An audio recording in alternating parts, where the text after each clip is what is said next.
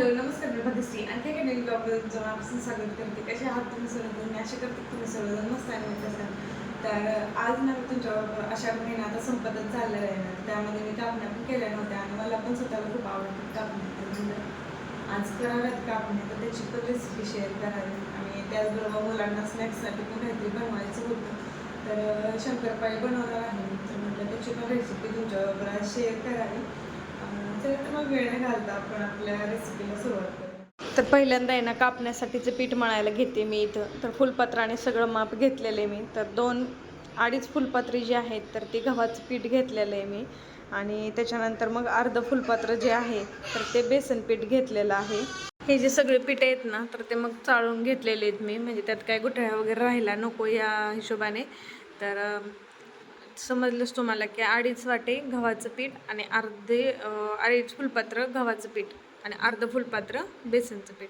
त्यानंतर चवीनुसार मग मीठ टाकून घेतलेलं आहे आणि छान असं ते आता आपल्याला 1 फुलपात्र जो आहे तर तो गूळ घ्यायचा आहे त्याच्यासाठी आणि पाऊण फुलपात्र जे आहे तर ते पाणी घ्यायचं आहे. म्हणजे गूळ आपल्याला फक्त वितळून घ्यायचं आहे, पाक वगैरे काही करायचं नाही आहे, वितळवून घ्यायचं आहे. आता इथं गूळ वितळतं आहे तोपर्यंत मी इथे आहे ना सुंठ आणि बडीशेपची पावडर करून घेते साखरेबरोबर, त्याला मिक्स करून आहे ना आता चाळून घेते चाळणीतून.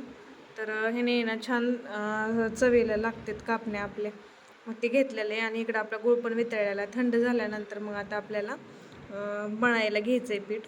तर त्याच्यामध्ये त्या तेलाचं मोहन पण घालायचं आहे. तर एकूण 3 फुलपात्रे सगळं आपले दोन्ही पिठं झाले, त्याच्यामुळे ना 3 चमचे त्याच्यामध्ये तेल घालायचं कडकडीत गरम झालेलं. आणि तेल घातल्यानंतर आहे ना चांगलं मिक्स करून घ्यायचं त्याला, म्हणजे पिठाला लागलं पाहिजे. नाहीतर मग कुठं कुठं लागलं की मग त्याचा कलर एकीकडे डार्क होतो एकीकडे फेंट होतो. त्याच्यामुळे तेल व्यवस्थित त्याला मिक्स करून घ्यायचं आहे आपलं मोहन टाकलेलं. आणि थोडं थोडं आता हे गुळाचं पाणी ना कोमट झालेलं आहे तर ते घालून आहे ना आपल्याला पीठ तिंबून घ्यायचं आहे. आणि बरोबर जेवढं मी म्हणजे पीठ घेतलं होतं त्याला पाणी वगैरे घेतलं होतं ना गुळाचं, तेवढ्या गुळाच्या पाण्यामध्ये आहे ना आपलं पीठ मळून झालेलं आहे. तर हे जे पीठ आहे ना तर अशा पद्धतीने मळून झालेलं आहे. तर ते बाजूला ठेवून घेते आणि आता शंकरपाळीसाठीचं पीठ आपल्याला मळून घ्यायचं आहे. त्याच्यासाठी मी आता मैदा ओपन करून घेतलेलं आहे आणि मैद्यासाठी आता अंदाज वाटीने घेणार आहे मी. तर पहिल्यांदा आहे ना 2 वाट्या मैदा घेते आणि तो पण आपल्याला चाळून घ्यायचा आहे, म्हणजे गुठळ्या वगैरे त्याच्यामध्ये काही नसू नये. तर 2 वाटी जो मैदा आहे तो पहिल्यांदा चाळून घेते मी आणि त्याच्यानंतर मग आणखीन 2 वाटी मैदा, म्हणजे 4 वाटी मैदा घेतला की बरोबर अर्धा किलो मैद्याचं प्रमाण होते. मग अर्धा किलोची शंकरपाळी करते मी.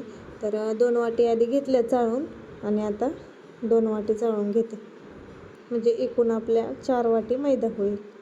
तर 4 वाटी मैद्यासाठी प्रमाण तुम्हाला सांगते. आता 4 वाटी मैदा जो आहे तो चाळून घेतलेला आहे आणि तूप जे आहे तर ते वितळवून आपल्याला अर्धी वाटी घ्यायचे, त्याच वाटीने अर्धी वाटी तूप घ्यायचं. याच्या आधी मी एक दुसरी पद्धत तुमच्याबरोबर शेअर केलेली आहे, तर त्या पण पद्धतीने तुम्ही करू शकता आणि ही एक जरा थोडीशी वेगळी पद्धत आहे, त्या पण पद्धतीने आपण शंकरपाळी करू शकतो.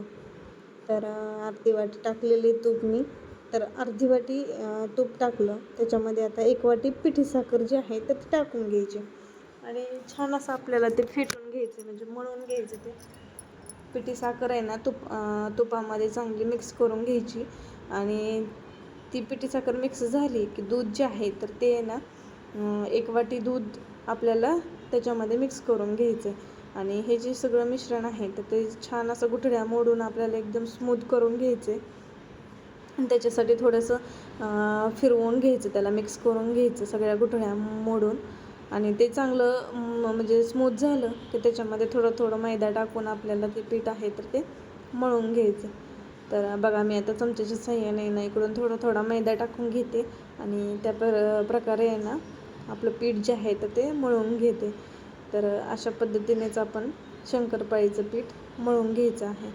तर मळून घेतलेले आहेत मी आता दोन्ही पण पीठ. अशा पद्धतीने ना हे आपलं कापण्याचं पीठ तयार झालेलं आहे आणि तेवढा सगळा मैदा या पिठासाठी गेलेला आहे शंकरपाळीच्या पिठासाठी. तर हे शंकरपाळीचं पीठ आपलं तयार आहे. तर आता कापण्या पण लाटून घेणार आहे मी आणि शंकरपाळी पण सगळे आधी लाटून घेते आणि नंतर एकदम तळते.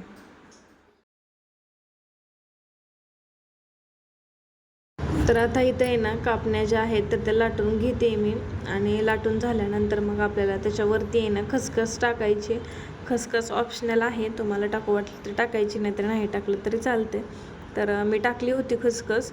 तर खसखस टाकल्यावर पण म्हणजे छान दिसायला पण दिसतेत आणि खायला पण छान लागतेच. तर कट करून घेतले आता आणि सगळ्या आता एका साईडला आहे ना कागदावरती काढून घेते.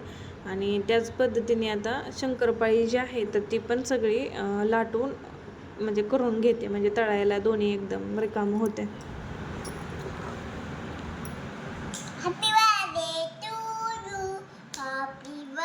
माझं चालू होतं इथं शंकरपाळ्या कट करायचं आणि हर्षू बघा कड्याने कसा म्हणते हॅपी बर्थडे टू यू. त्याला वाटत होतं की मी केकच कट करते म्हणून त्याचं चाललं होतं म्हणायचं.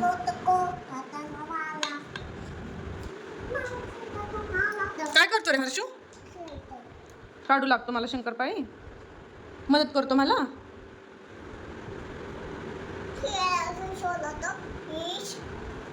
सगळ्या कापण्या करून घेतलेल्या आहेत आता इथं मी, आणि इथं सगळी शंकरपाळी आपली लाटून झालेली आहे. तर आता तेल कढईत गरम करायला ठेवते आणि सगळं जे आहे दोन्ही पण ते तळून घेते. आता पहिल्यांदा आहे ना मी आता शंकरपाळी तळायला घेतलेली.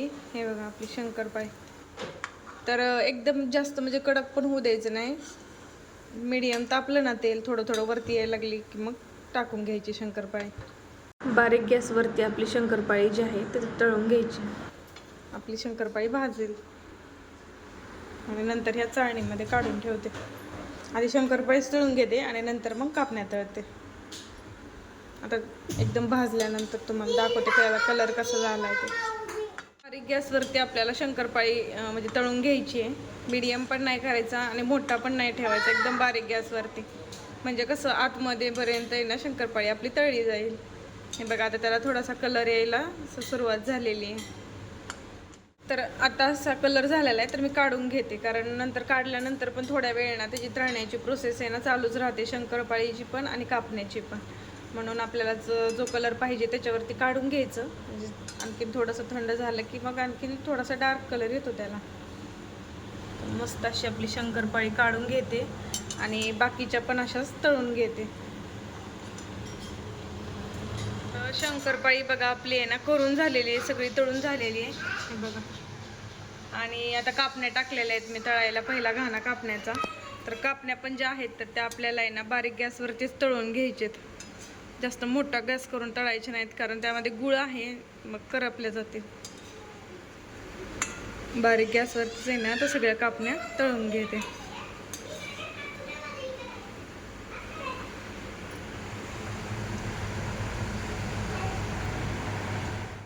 तर छान अशा आहेत ना शंकरपाळ्या पण झालेल्या, छान अशा शंकरपाळ्या पण झालेल्या आहेत इथं तयार, आणि इथं आपल्या कापण्या पण तयार झालेल्या आहेत. तर दोन्ही पदार्थ माझे बनवून झालेले आहेत. कसे झालेत नक्की कमेंट करून सांगा. तुम्हाला पण आवडली असेल रेसिपी तर नक्की एकदा करून बघा आणि मला कमेंट करून सांगा की कसे झालेत. व्हिडिओ आवडला तर लाईक शेअर सबस्क्राईब करायला पण विसरू नका.